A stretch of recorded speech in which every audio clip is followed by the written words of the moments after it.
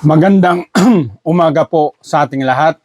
Ang tinig ng katotohanan natin ngayong umaga ay patungkol po doon sa naglabasan ngayon pag malapit na ang tinatawag natin na Christmas, yung 25, ay maraming naglabasan pagpasok ng September, ay maraming naglabasan ng mga bilin at iba-iba pang mga decoration para ating pagnilay-nilayan o ating balikan yung kapanganakan ni Jesus Christ. Pero alam nyo po ba, dito sa ating tinig ng katotohanan ay marami pong dapat tayong ayusin at itama. Sapagkat pag tayo namumuhay sa hindi maayos o hindi tama na katuruan o na ipamulat sa ating mga anak at hindi natin ito na-correct o hindi natin ito na itama, naniwala tayo nga ang itong mga tatlong magi nga ay dumalaw sa sabsaban. Pero ang katotohanan ay ipapaliwanag sa atin ng Biblia. Ito po yung sinasabi sa Matthew chapter 2, beginning verse 8. At pinalakad niya sila patungong Bethlehem. Matapos pagbilinan ng ganito, si Herodes po ang nagsabi nito, humayo kayo at inyong hanapin mabuti ang sanggol, kapag inyong matagpuan, ibalita agad ninyo sa akin.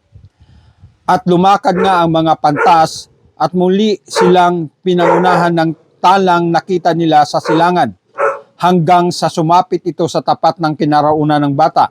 Gayon na lamang ang galak ng mga pantas nang makita ang tala. Pagpasok sa bahay, nakita nila ang bata sa piling ng kanyang inang si Maria. Lumapit sila at nagpatira pa at sinamba ang bata. Binuksan nila ang kanilang mga sisidlan at hinihandog sa kanya ang dakila nilang ginto, kamanyan at mira. Ano po ang ating matutunan ngayon? Nung dumating ang mga pantas na ipanganak ang mga hari ng mga Hudyo, pinatawag sila ni Herodes. Bakit? Nung nalaman ni Herodes na natakot siya kasi mayroong hari na papalit sa kanya. Itong ang Mesiya, itong tagapagligtas, yung tagapagligtas ng sangkatauhan.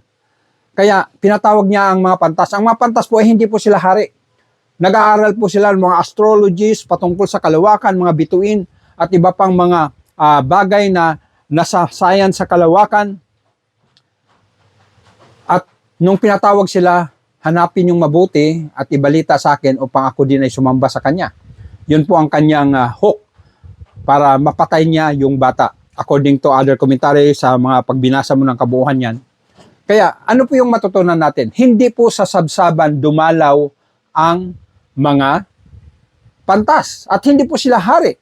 Wise men from the east, mula sila sa Mesopotamia o Iraq ngayon at naglalakad po sila through camel at according to the historian sa kanilang calculation, nasa mga 2 years, kulang-kulang 2 years ang kanilang paglalakbay. Kaya 2 years na po ang bata nung dumating sila doon sa bahay. Hindi na sa sabsaban, kundi sa bahay na po na kung saan nakatira si Joseph at saka si Mary.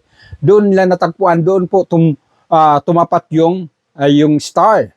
Kaya mga magulang ko at kapatid, kailan natin itatama yung nakikita nating bilin, nasa sabsaban, may mga hayop, at doon talagang lumuhod yung mga sabi nila hari, hindi po hari, mga pantas po. Wise men from the east, nag-aaral ng astrology na iba't ibang mga uri ng bituin, araw, buwan, sa kalawakan. Pero sila ay naniwala na mayroong tagapagligtas na ipanganak, na mayroong kordero ng Diyos na nag-aalis ng kasalanan sa sanlibutan.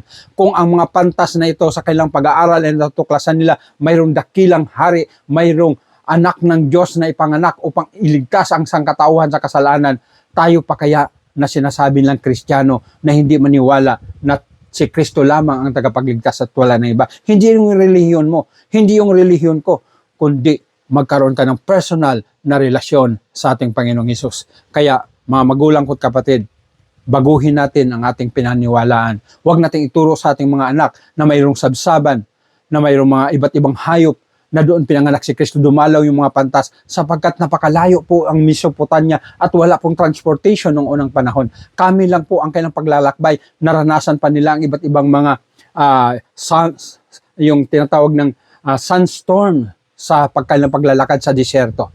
Kaya imulat natin ating mga mata, ituro natin ang katotohanan dahil ang sabi ni Kristo, kung malaman mo ang katotohanan ay siyang magpapalaya sa iyo. Maraming salamat po. To God be the glory.